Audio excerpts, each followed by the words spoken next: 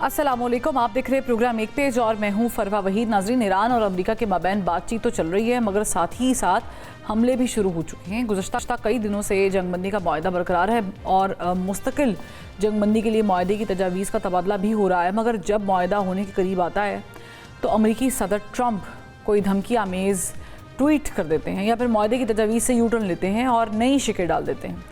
गुज़श्ता दिनों खलीजी ममालिक में कई मुल्कों के सरबराहान से टेलीफोनिक गुफ्तगू करते हुए ट्रंप ने तमाम मुस्लिम ममालिक को इब्राहीमी मुआहदे पर दस्तखत करने की तजवीज़ डाली और इस मुआहदे के बाद अब सुनने में आ रहा है कि जो हतमी तजावीज़ ईरान को अमन मुआहदे के लिए भेजी गई थीं उनमें भी ट्रंप ने रद्दोबदल कर दिया है। और साथ ही ट्रंप ने ट्वीट करते हुए लिखा है कि ईरान वाकई मुआहदा करना चाहता है और ये उन लोगों के लिए अच्छा होगा जो हमारे साथ हैं।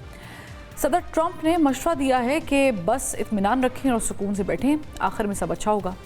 अब ट्रंप सब अच्छा का मशवरा तो देते हैं मगर करते उससे उलट हैं और एक जानिब मुज़ाकरात कर रहे होते हैं तो दूसरी जानिब सेंटकॉम ये बता रहा होता है कि अमरीकी अफवाज ने गुज़श्ता रोज़ ईरान के गोरख और कश्म जजीरे पर मौजूद ड्रोन्स कमांड एंड कंट्रोल तनसीबात जबकि जज़ीरा सिर्क में वाक़ टेली कम्युनिकेशन टावर पर हमले किए हैं और इन हमलों के रद्द-ए-अमल में ईरान ने भी कुवैत में मौजूद अमरीकी फ़ौजी अड्डे पर मिज़ाइल बरसा दिए हैं। यानी जंग बज़ाहिर तो रुकी हुई है मगर हतमी मुआहदा होने से पहले एक दूसरे पर हमले भी शुरू हो चुके हैं। अब ये चैलेंज सिर्फ ईरान या अमेरिका के लिए नहीं है कि भारी जानी या माली नुकसान उठाना पड़ रहा है, उससे कैसे बचा जाए, बल्कि ये पूरे ख़त्ते के लिए, मशरिक़ वस्ता के लिए चैलेंज बन चुका है कि इस ख़त्ते का अमन बहाल करने के लिए क्या करना है। पाकिस्तान अपने तई अमन लाने और आलमी जंग का ख़तरा टालने के लिए मुतहरिक है मगर तनहा दो ताकतों को रोकने में कब तक और कैसे कामयाब हो सकता है, इस पर बात करेंगे। हमें ज्वाइन किया है पैनल में air vice marshal retired Sajid Habib साहब ने, दिफाई तज्ज़ियाकार हैं, इनके साथ साथ दिफाई तज्ज़ियाकार ब्रिगेडियर रिटायर्ड राशिद वली जंजुआ साहब भी हमें ज्वाइन कर चुके। दोनों का बहुत शुक्रिया। ब्रिगेडियर साहब, ये जो पूरी सिचुएशन है जिसमें हम देख रहे हैं कि ट्रंप और इवन ईरानियन जो कमांड है वो भी मुआहदे की बात करती है, फिर उसके बाद एक तल्ख तबादला जुमलों का होता है, ट्रुथ सोशल पर होता है, फिर सोशल मीडिया पर ये खबरें आती हैं और फिर वो इतनी तल्ख हो जाती हैं कि बात दोबारा हमले तक आ जाती है। अमन और धमकियां, ये कोई स्ट्रेटजी है ट्रंप साहब की? देखिए, ये बिल्कुल उनकी स्ट्रेटजी भी है और उनका मिजाज भी है।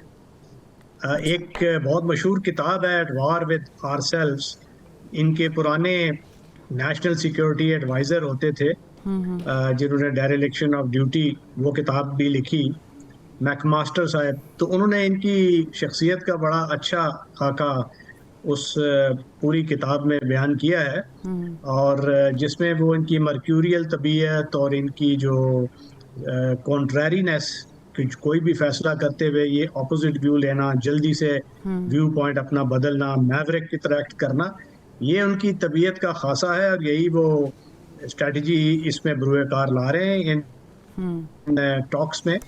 अब वन अपमेंटशिप का ये खेल जारी है पास्तारान इनकलाब की जानिब से भी और सदर ट्रंप की जानिब से भी। और इस मरतबा चूँकि ऐसा लग रहा है कि अल्टीमेटली दोनों फरीकों ने ये असेस किया है कॉस्ट बेनिफिट इक्वेशन और ये समझा है कि एक फ्रेमवर्क की तरफ जाया जाए और जिसमें अमन के सस्टेनेबल और लॉन्ग टर्म जो उसका पीस है उसके खदोखाल मुतय्यन किए जाएँ।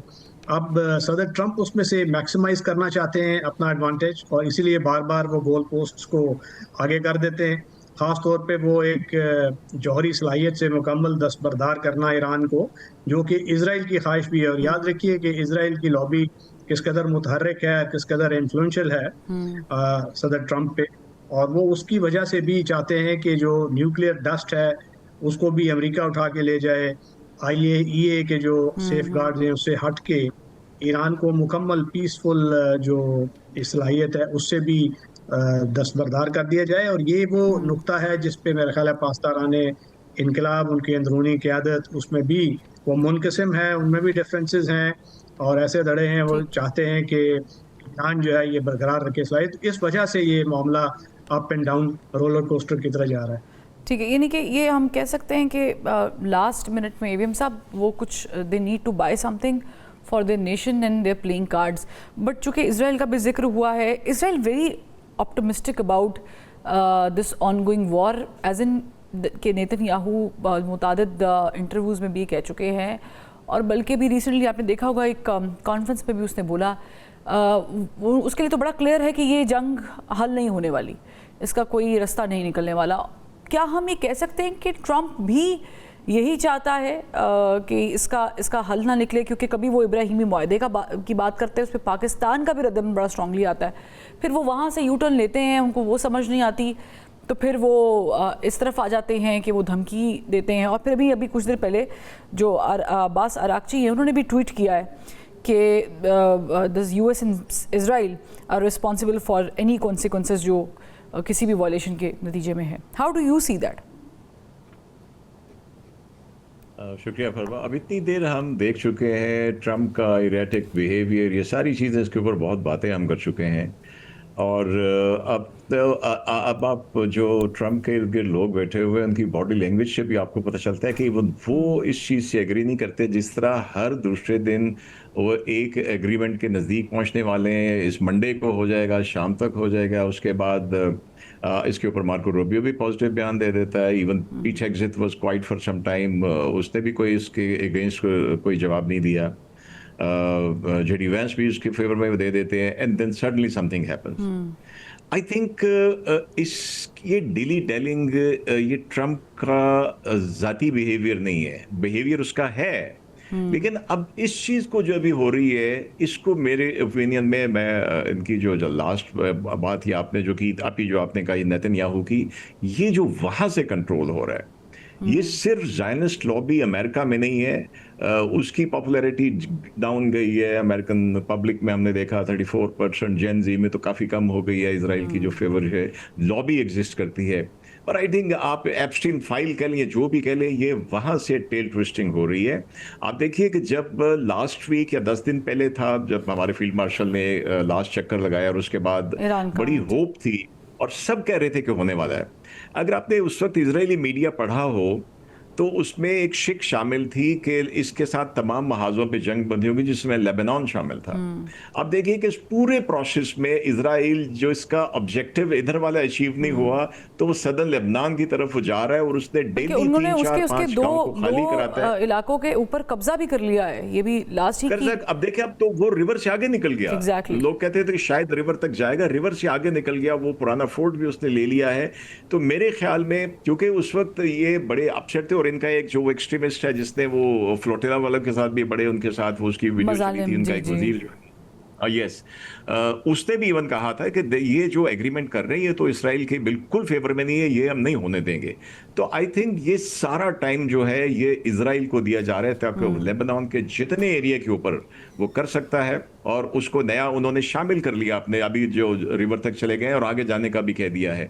और दूसरी तरफ गाजा का 70% उसने कह दिया. तो आई थिंक ये सारी टेल ट्विस्टिंग जो है ट्रम्प की, ये अब हो रही है नेतन्याहू से, and they really have something good stuff, जिसकी वजह से ये बंदा छू नहीं कर सकता, क्योंकि अब तो उसकी अपनी लॉबी के लोग जो है वो उनके चेहरों से लगता है. तो आई थिंक ये सब कुछ जो हो रहा है, अब इनका देखें, मेरे नज़दीक इसराइल का और अमेरिका का ऑब्जेक्टिव ईरान में मर्ज कर गया था. उसका जो था सो कॉल्ड एग्जिस्टेंशियल थ्रेट था उसको, या अपनी, लेकिन और अमेरिका तक कंटेनिंग चाइना था, और दोनों चाहते थे कि रिजीम चेंज हो जाए. हम इसके ऊपर बात कर चुके हैं बहुत ज़्यादा कि उसमें नाकामी हुई उनको. तो इस तरफ से फेल होके अब वो उस तरफ लगे हुए, बट दे नॉट रियलाइजिंग कि अगर इसमें ब्रेक मिल रही है इनको या उधर इजराइल को. एज अ होल ये कह सकते हैं दरअसल कि एक्चुअली में it was never meant to capture Iranians, या पूरे तरीके से वो तो एक फॉर्मूला अप्लाई करने की कोशिश की गई थी वेनेजुएला वाला, लेकिन वो हुआ नहीं था. बट असल में कहानी ये है, तो ब्रिगेड साहब हम फिर ये कह सकते हैं, दोनों से सवाल ये है कि जो ग्रेटर इजराइल का कॉन्सेप्ट है, बाय हुक और क्रुक, ये इम्प्लीमेंट कराना चाहते हैं ट्रम्प साहब भी और नेतन्याहू भी. दैट इज़ वाई कि वो अमन को नथी कर रहे हैं इब्राहिमी मुआहदे के साथ, और अगर वो नहीं भी हो रहा है तो इन बिटवीन भी सीज, अब लेबनान तो है ना उसमें शामिल. ये अराक्ची साहब ने बड़ा क्लियर कहा है कि हमारे उस जो हमने पाकिस्तान के थ्रू भेजी हैं तजावीज़, उसमें लेबनान भी शामिल है, और उस पर अग्रीमेंट हुआ है. तो उसके बावजूद अगर कब्जे भी हो रहे हैं और सब कुछ हो रहा है, तो इसका मतलब है तो वो जो प्रोजेक्ट ग्रेटर इजराइल है वो तो नहीं रुक रहा. ब्रिगेडियर साहब। जी बिल्कुल, आप दुरुस्त फरमा रही हैं। देखिए, हमें ये भूलना नहीं चाहिए कि सदर ट्रंप थे जिन्होंने ईस्ट जेरूसलम में इसराइल का जो दारुल खिलाफा था उसको तस्लीम किया था। दो कि ये यूएस कांग्रेस ने 1995 से इस चीज़ को अप्रूव किया हुआ था, मगर कोई सदर जो था इस पे फैसला नहीं ले पा रहा था। बशमूल क्लिंटन, ओबामा, सब ने गुरेज किया, मगर इसने आते ही उसको अलाउ कर दिया, क्योंकि ये जैरेड कुशनर हैं, आपको मालूम है कितना उनका इन्फ्लुएंस है। और उसके बाद एक सोचा समझा मंसूबा है।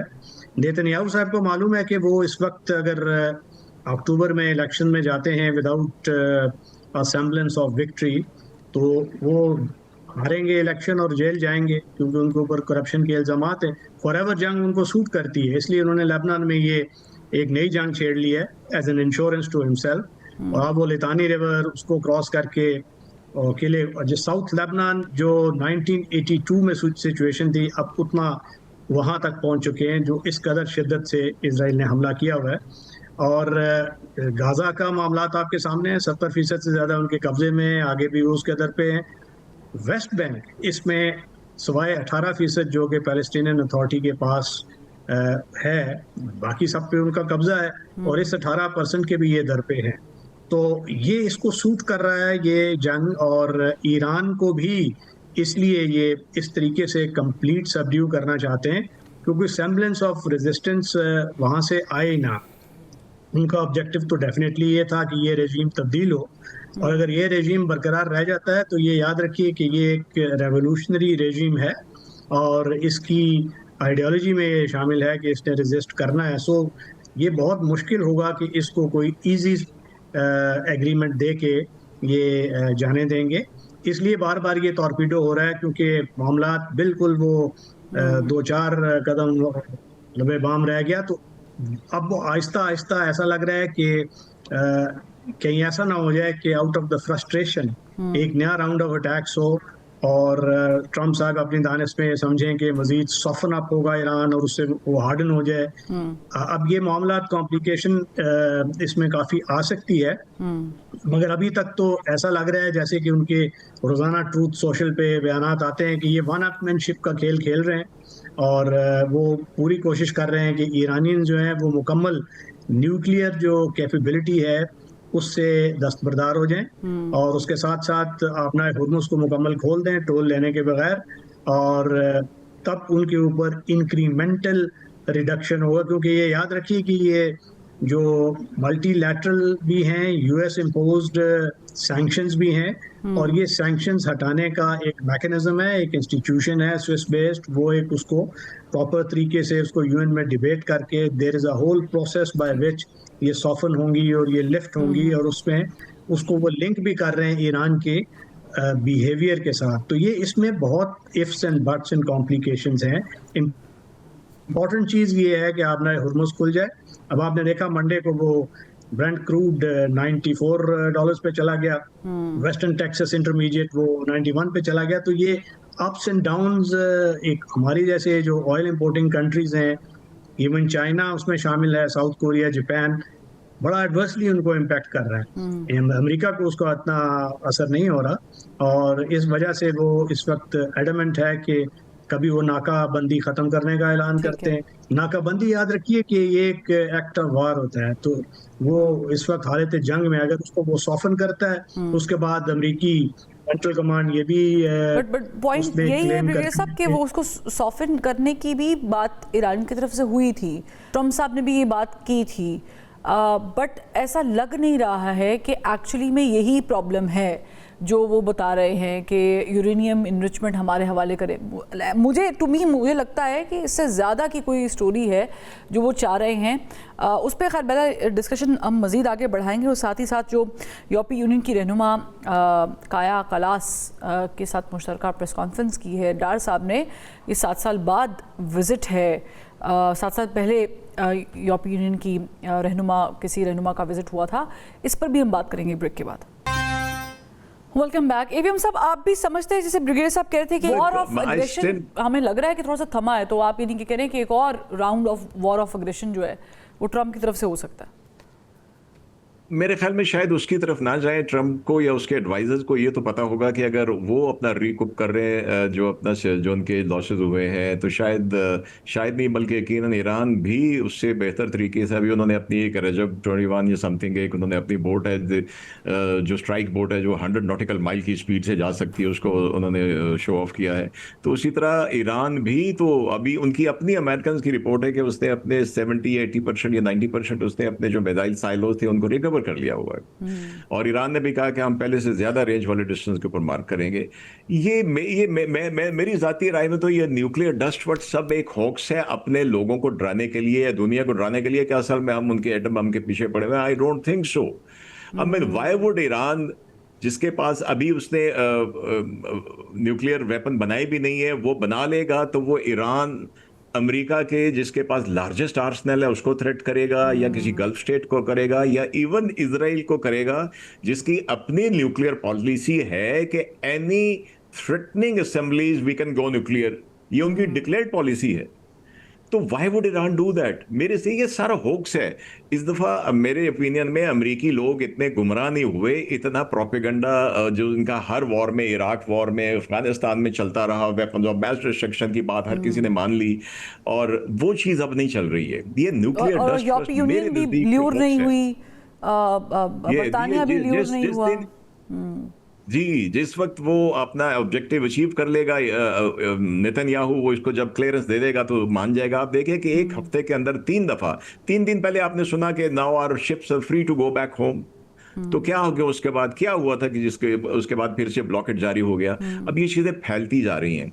अब जो आज मैं देख रहा था कि मैक्रोन ने जो फ्रेंच प्रेसिडेंट ने बात की है ट्रम्प के साथ उसको बिकॉज फ्रस्ट्रेशन हो रही है, उन्होंने क्या किया है, उन्होंने रशिया के फ्लैग का एक जहाज जो है शिप जो है मेडिटेरेनियन में पकड़ लिया है। तो ये कॉन्फ्लिक्ट किस वजह से फैल रहा है? इसी वजह से फैल रहा है जो ये सब कुछ हो रहा है। तो आई थिंक जब इजराइल अपना ऑब्जेक्टिव अचीव कर लेगा, वो लेबनान में जहां तक जाना कर लेगा, 70% गजा के ऊपर कब्जा कर लेगा, ये हिजबुल्लाह और हमास कुछ नहीं करेंगे। माजरत के साथ मैंने तो सिर्फ ये देखा है कि जब से ये दोनों ऑर्गेनाइजेशन बनी है, इजराइल फैला है या सुकड़ा है, ये हमें देखना चाहिए।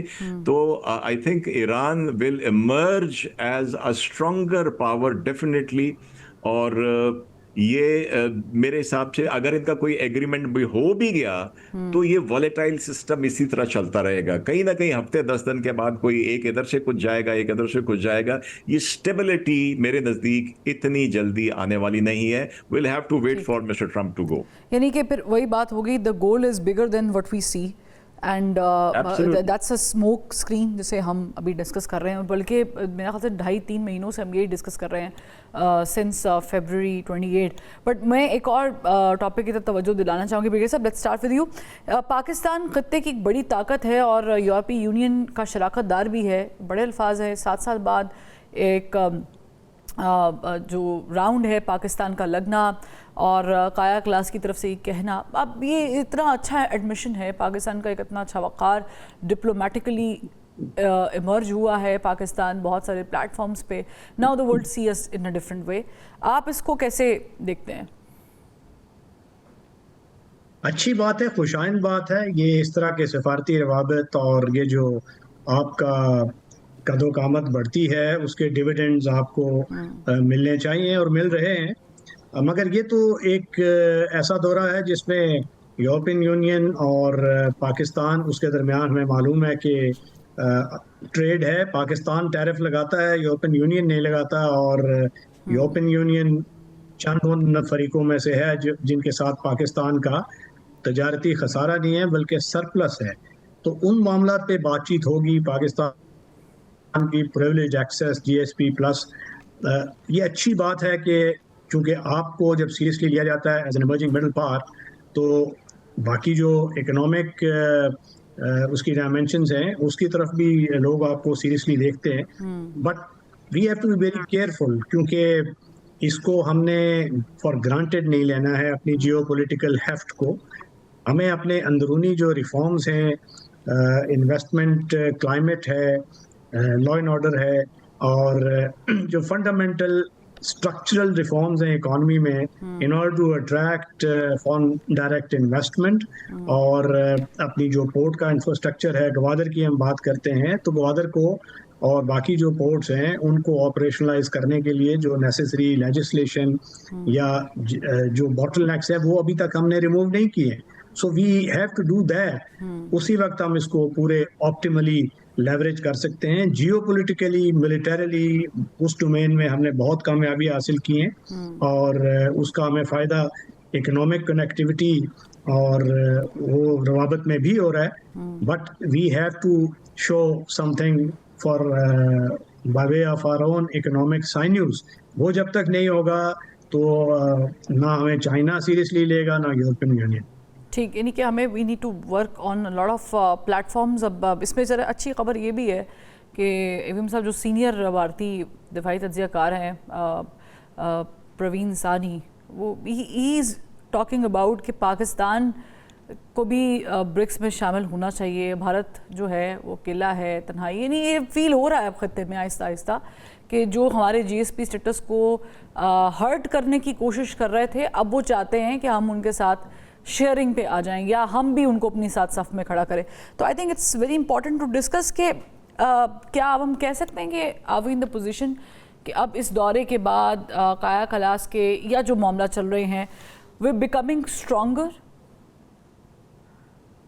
دیکھیے پچھلے سال مئی کے بعد سے دیکھیں دنیا جو کہتے ہیں نا فاتح کے ساتھ جاتی ہے، تو ہم نے چلو ایک ملٹری میدان میں تو ہم نے الحمدللہ ایک کامیابی حاصل کی. اس کے بعد ڈپلومیٹک میدان میں بھی ہم نے ثابت کر دیا کہ ہم ہائیسٹ لیول کے اوپر بھی ڈپلومیسی میں اپنا کردار ادا کر سکتے ہیں. اینڈ آف دی ڈے گھوڑے کو پانی پہ لا کے وہ پانی پیتا نہیں، اس کی مرضی ہے، لیکن we have shown that. So I think we are the most prominent, جس کو ہم مڈل پاور کہتے ہیں، ایمرجنگ مڈل پاور پاکستان الحمدللہ ہے. میں بریگیڈیئر صاحب کی اور آپ کی بات سے بالکل ایگری کروں گی کہ اب ہمیں اکنامیکلی ابھی اگر ای یو والے ہمارے پاس آئے ہیں تو جی ایس پی پلس کا ایڈوانٹیج ہے، وہ ہمارے پاس ہے. ہماری بائیلیٹرل ٹریڈ اتنی بڑی یونین کے ساتھ 12 بلین یورو کی بائیلیٹرل ٹریڈ ہے وچ از ناٹ انف. تو آئی تھنک کہ اب ہمیں بالکل اپنے یہ سارے ایڈوانٹیج اس کو ہم نے کیش کرنا چاہیے اپنے آپ کو اکنامیکلی اسٹرانگ کرنے کے لیے. اور میرے جیسے لے مین کے لیے ایک سمپل سی ایک انڈیکیشن ہے کہ کیا آپ کا اپنا انویسٹر جو ہے اب ہمارے اپنے ملک میں انویسٹ کر رہا ہے. یہ ون ونڈو شنڈو کی باتیں کرنا اور تقریروں میں کہنا یہ اور چیز ہے، لیکن بیسیکلی دنیا دیکھے گی کہ اگر پاکستانی انویسٹر انویسٹ کر رہا ہے اور وہ پروفٹ کر رہا ہے اور وہ ایکسل بھی کر رہا ہے اور ملک بھی ترقی کر رہا ہے، ملک کی جی ڈی پی میں جا رہا ہے، پھر تو وہ آپ کے پاس آئے گا. ادروائز آ کے ایک آدھ بات بوت کر کے چلے جائیں گے. This is where we need to think. ہمیں اپنی پالیسیز کو اب اکنامک کو ٹھیک کرنا ہوگا، اور فبرا اس کے لیے بڑا ضروری ہے کہ پالیسی میں ایڈوائزر وہ ہوں جو فیلڈ سے تعلق رکھتے ہوں، اس فیلڈ سے، اور وہ ڈیسیشن میکنگ میں شامل ہوں. اگر ایڈوائزر آپ نے اچھے رکھے اور ڈیسیشن فائنلی کسی بیوروکریٹ نے کرنا ہے تو پھر ہم آگے نہیں جا سکتے. تو I think we need to work on the economic front. ٹھیک، یعنی کہ ہم یہ کہہ سکتے ہیں کہ پاکستان کا جو انٹرنیشنلی امیج بنا ہوا ہے اس سے ہم ظاہر ہے کہ تاریخ میں ایک اچھے چیپٹر کے طور پہ تو یاد رکھے جا سکتے ہیں، but if we don't get anything good economy کے حساب سے کہہ رہی ہوں آؤٹ آف دیٹ سین، تو پھر شاید ہم لوگ اس طرح ترقی نہیں کریں گے. نو بڈی ول ٹیک اے سیریس. جو بریگیڈیئر صاحب بات کریں، لاسٹلی ایک کامنٹ چاہوں گی میں آپ سے. یہ جو اکانومی کے اوپر بات کر رہے ہیں، اس کے بعد ہمارا ظاہر ہے کہ اکانومی سیگمنٹ بھی پراپر ہے. بریگیڈیئر صاحب آپ سمجھتے ہیں کہ صرف دفاع کو ایکسپورٹ کرنا ہی نہیں ہے، اس کے علاوہ بھی we need to work on, جیسے کہ یہ سی پیک 2.0 بڑا امپورٹنٹ ہے پاکستان کے لیے؟ دیکھیے سی پیک 2.0 تو آپ چائنا سے سبق سیکھیں نا. Politically centralise, economically decentralised. So they have wrought economic miracle by way of their mere economy. وہ کس طریقے سے انہوں نے وہ ترقی کی ہے. تو ہم جب تک وہ اڈاپٹ نہیں کریں گے international best practices, enabling environment create نہیں کریں گے، اسٹرکچرل ریفارمز نہیں کریں گے، تو ہمارے لیے اس مومنٹم کو جو مڈل پار کے طور پہ ہمیں ملا ہے برقرار رکھنا مشکل ہو جائے گا. تو وہاں ہارڈ ورک کی ضرورت ہے. ٹھیک ہے ساجد حبیب صاحب. بالکل، آئی ٹوٹلی ایگری. اب ہمیں اپنی پالیسیز کو ٹھیک کر کے، انویسٹمنٹ فرینڈلی کر کے، اور ہمیں اکنامک فیلڈ میں ہم کھڑے ہوں گے. اور ہمیں اس میں کوئی، جیسے ابھی چائنا کی بات کی، چائنا کا ٹریڈ امریکہ کے ساتھ بھی جاری ہے، اس کے انڈیا کے ساتھ بھی جاری ہے. ہمیں، اور جیسے اپنے پروین شاہانی کی بات کی، ایون ششی تھروٹ جیسے لوگ، ایون آر ایس ایس نے بھی کہہ دیا انڈیا کے اندر کہ پاکستان سے بات کرنی چاہیے. تو ہمیں اکنامکس میں اپنا انٹرسٹ سامنے رکھتے ہوئے سب کے ساتھ تعلقات کو بہتر کرنا چاہیے. سو ہینس پروف کہ ہم اس بات پہ اگری کرتے بریک پہ جا رہے ہیں کہ پاکستان کو اپنے کیا کہتے ہیں معیشت کے اوپر بہت زور دینا پڑے گا، بیکاز ساری گلوری اور یہ سب کچھ بہت اچھی چیز ہے، but we need to get اور we really need to fetch something good out of it. بہت شکریہ بریگیڈیئر ریٹائرڈ راشد ولی جنجوعہ صاحب ہمارے ساتھ موجود تھے، AVM ریٹائرڈ ساجد طبیب صاحب ہمارے ساتھ موجود تھے. دونوں کا بہت شکریہ. ایک بریک لیتے ہیں پھر واپس آتے ہیں. تو جو ملک میں آنے والا بجٹ ہے جس کے ہلکے سے جو بیفور شاکس ہے، آفٹر شاکس تو ہمیں بعد میں پتہ چلیں گے، وہ محسوس ہونا شروع ہو گئے ہیں. یہ کیسا ہونے جا رہا ہے ایک بریک کے بعد. ویلکم بیک ناظرین. 22 روپے فی لیٹر پیٹرول سستا ہونے کے باوجود مہنگائی میں ذرا بھی کمی نہیں آئی ہے. نہ تو اشیاء خورونوش کی قیمتوں میں کوئی کمی آئی ہے اور نہ ہی کسی اور طرف سے عوام کو کوئی ریلیف مل سکا. بجلی کی قیمتیں آسمان کی بلندیوں کو چھو رہی ہیں، جبکہ وزیر توانائی اویس لغاری سمیت کئی وزراء یہ دعویٰ کرتے نہیں تھکتے ہیں کہ وزیر اعظم شہباز شریف نے گزشتہ 2 سالوں میں بجلی کی قیمت کم کی ہے، اور اب سننے میں آ رہا ہے کہ 200 یونٹ پر سبسڈی صرف ٹارگیٹڈ صارفین کو دی جائے گی. اب اگر سفید پوش طبقے سے پروٹیکٹڈ کیٹیگری بھی چھین لی جاتی ہے اور IMF کی ڈیمانڈ پر کوئی سپر سے بھی اوپر کا ٹیکس لگا دیا جاتا ہے تو عوام کا حشر نشر ہو جائے گا. اب جون میں ہی اس ہفتے کے آخر میں 17,000 ارب سے زائد کا وفاقی بجٹ منظور ہونے جا رہا ہے. IMF حکومت سے ٹیکس نیٹ بڑھانے کا تقاضا بھی کر رہا ہے اور FBR کی ٹیکس وصولیوں کے ہدف سے بھی مطمئن نہیں دکھائی دیتا. اب جہاں مشرق وسطیٰ میں جنگ کے بادل منڈلا رہے ہیں اور تیل کی قیمتیں بڑھنے کے خدشات بھی موجود ہیں، ملک کی آمدنی سرکولر ڈیٹ بھی میں پھنسی ہوئی ہے، معیشت کو گردشی قرضوں نے جکڑ کر رکھا ہوا ہے، وہاں پر مہنگائی کا طوفان نہیں تو اور کیا آئے گا. IMF کے سٹیمپ زدہ وفاقی بجٹ سے موجودہ حکومت عوام کو ریلیف کیسے فراہم کرے گی، اس پر بات کریں گے. میں جوائن کیا ہے ہمارے معیشت ڈاکٹر اکرام الحق صاحب نے. بہت شکریہ ڈاکٹر صاحب وقت نکالنے کے لیے. کیا آپ سمجھتے ہیں کہ یہ والا بجٹ جو ہم پیش کرنے یا ہماری گورنمنٹ پریزنٹ کرنے جا رہی ہے 26-27 کا، یہ وفاقی بجٹ بھی کوئی آپ کو IMF سے ریلیکسڈ بجٹ دکھتا ہے یا یہ would be the same budget جو ہم اوور دا ٹائم دیکھتے آ رہے ہیں؟ جی بالکل کوئی خاص تبدیلی کیا بجٹ تو خیال میں مزید ہارش بجٹ ہوگا، کیونکہ پچھلے اس سال میں جو بھی ہدف رکھا انہوں نے وہ تو پورا نہیں ہو سکا. اس کو پھر ریوائز کرنے کے باوجود بھی FBR اس پوزیشن میں نہیں ہے کہ اس کو حاصل کر سکیں. اب انہوں نے اگلے سال کے لیے پھر وہی فارمولہ دیا ہے کہ آپ کی انفلیشن 10% ہوگی، 3-4% کی گروتھ کا آپ خود فرما رہے ہیں، تو چلیے 15% تو ہم آپ کے اس میں اضافہ کر دیتے ہیں ٹیکس ٹارگٹ میں.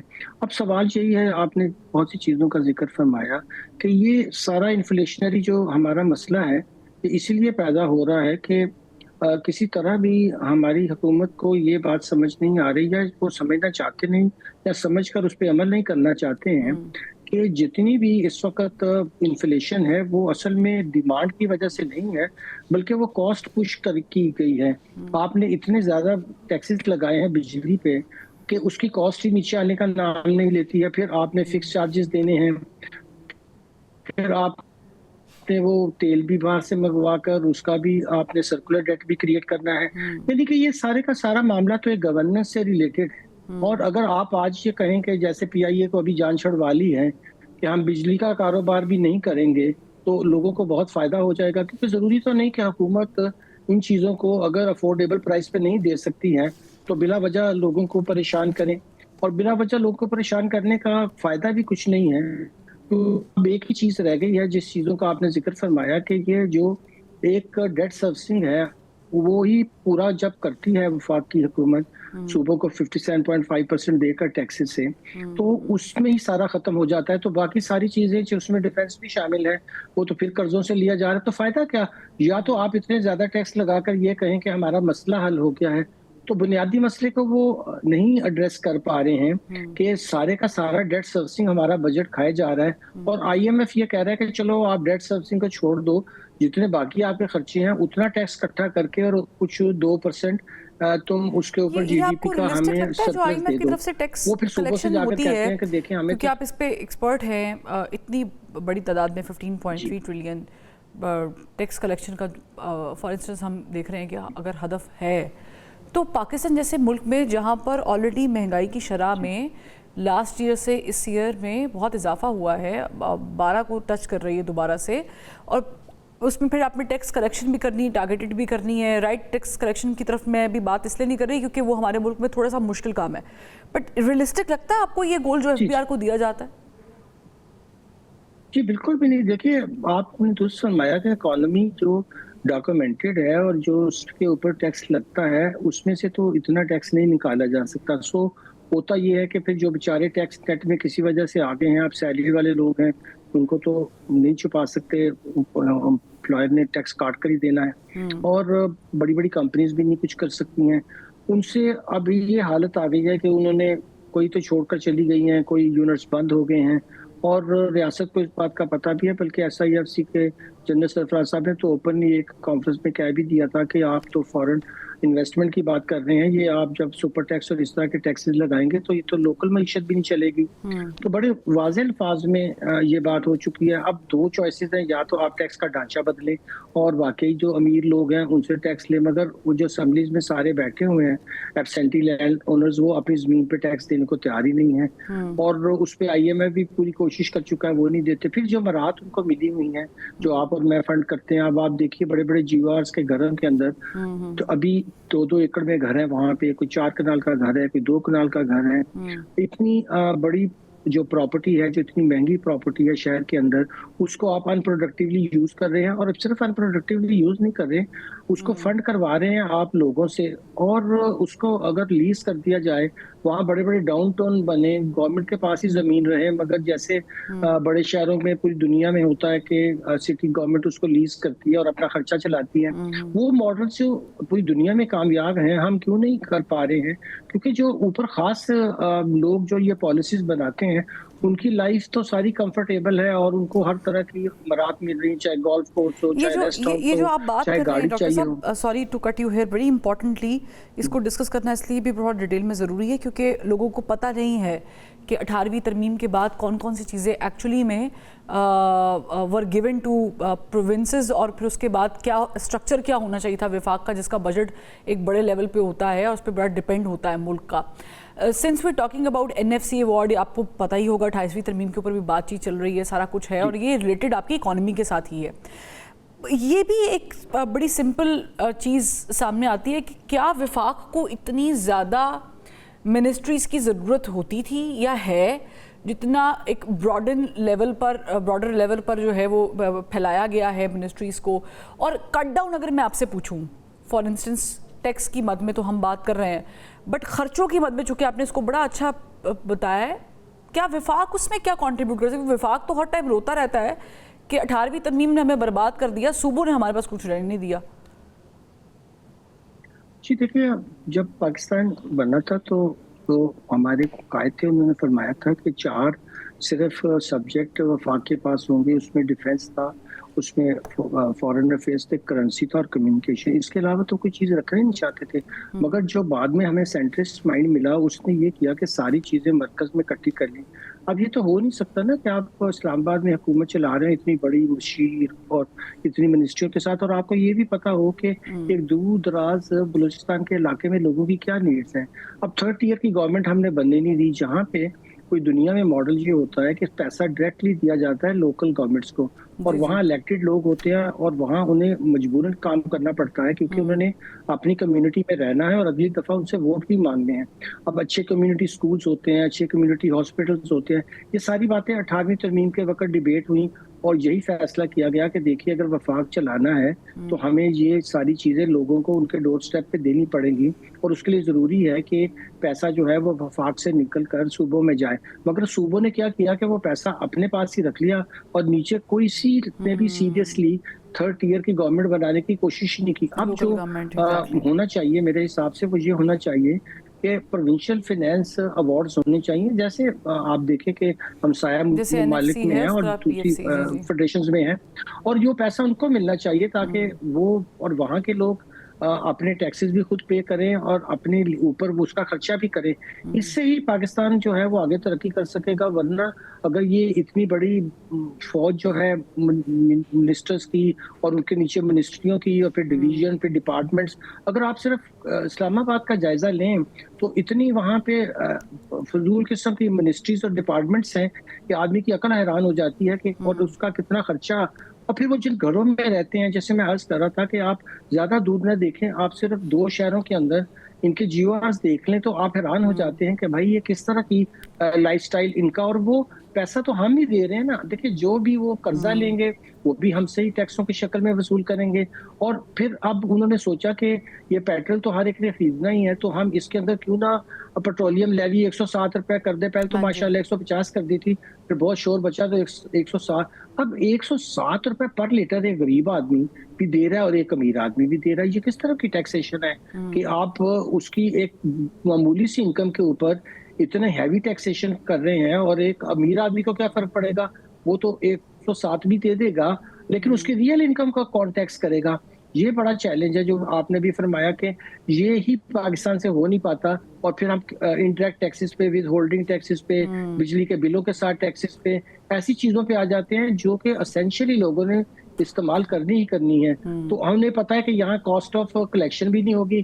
بینکس ہمیں اپنے جب انٹرسٹ پے کریں گے ٹیکس دے دیں گے، جب یوٹیلیٹی کمپنیز بل بنائیں گی اس کے ساتھ ایڈ کر دیں گی.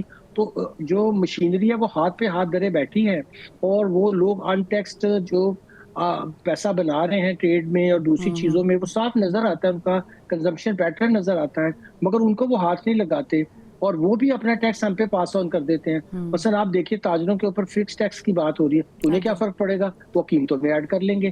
آپ ان کی ریئل انکم کیوں نہیں ڈیٹرمن کر پاتے؟ اصل پرابلم یہی ہے کہ ٹیکسز تو ان ممالک میں اس لیے لگائے گئے تھے کہ وہ ریئل انکم کے اوپر جو زیادہ کما رہا ہے اسے پروگریسولی زیادہ ٹیکس لے اور اس کو پھر پبلک گڈز کے لیے استعمال کرے. فلسفہ ہم نے یہ ٹیکس کا ویسے لے لیا اور کام ہم بادشاہوں والے کر رہے ہیں. سارا پیسہ جیسے بادشاہ پہلے اکٹھا کر لیتا تھا اور اپنے اوپر خرچ کر دیتا تھا اور لوگوں کی حالت بری ہوتی تھی. ابھی آپ دیکھیں بچے اسکول نہیں جا پا رہے ہیں، سٹنٹڈ گروتھ ہے، اور وہی غربت کے، یہ بھی ایک بادشاہ کے نظام میں پھر ہم زندہ ہے کہ جتنا ٹیکس اکٹھا ہو رہا ہے اس کا بجائے لوگوں پہ خرچ ہونے کے کسی اور کی عیاشیوں کے لیے خرچ ہو رہا ہے. تو یہ وہ ماڈل ہے جس نے پاکستان کو، اب اس کا حل یہ تو نہیں ہے کہ آپ صوبوں کا شیئر کاٹیں، بلکہ آپ ظاہر صوبوں کے لوگ ہی ٹیکس دیتے ہیں تو واپس انہیں کو جائے گا، مگر آپ یہ کریں کہ وہاں پہ پابندی لگائیں کہ یہ ٹیکس سیدھا لوگوں کے جہاں خرچہ ہونا ہے، جہاں ہیلتھ کا خرچہ ہونا ہے، چاہے ایجوکیشن کا ہونا ہے، جو تھرڈ ٹیئر کی گورنمنٹ ہے ڈائریکٹ اس کو ملے گا، تاکہ لوگوں پہ جب ان کا پیسہ خرچ ہوگا تو وہ ٹیکس بھی دیں گے. ایگزیکٹلی. اگر آپ نے ریفارمز کرنی بھی ہیں تو اس کو اس طرح کریں کہ وہ جو ٹریکل ڈاؤن افیکٹ وہ لازمی ہو. اب چونکہ وقت ختم ہو گیا ہے، ورنہ میں آپ سے اور بھی مزید سوالات کرتی، لیکن بہت سارے اور بھی لوپ ہولز ہیں. ہمارے ملک میں ریٹائرمنٹ فنڈز کے اوپر بہت ساری بات ہو سکتی ہے. ہمارے یہاں پر جو ججز یا دیگر بیوروکریسی کو جو مراد جاتی ہیں اس پہ بات ہو سکتی ہے. اور یہی بات ہم نہیں کر رہے، IMF بھی کرتا ہے کہ you need to cut down your expenses so that you can meet that level جہاں پر آپ سپلائی ڈیمانڈ کے بیچ میں بہت زیادہ فرق نہ ہو اور آپ اس کو مینیج کر سکیں. بہرحال اس پر مزید بھی آنے والے پروگرامز میں بات کریں گے. وقت ختم ہو گیا ہے، اجازت دیجیے. اللہ حافظ.